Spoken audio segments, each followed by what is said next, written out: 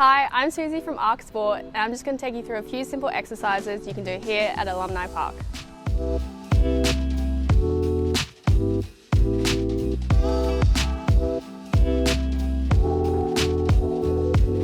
This is the body dip station, which is a great area where you can develop your upper body and core strength.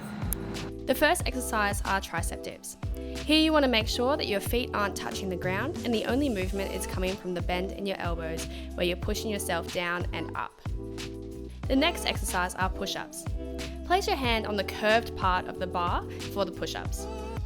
Then all you need to do is make sure that you've got a nice straight line between your head and your toes, and all you do is bend your elbows to push up.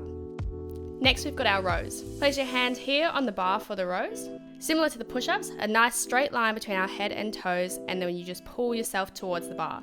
You can make the exercise harder by lowering your arm down the bar.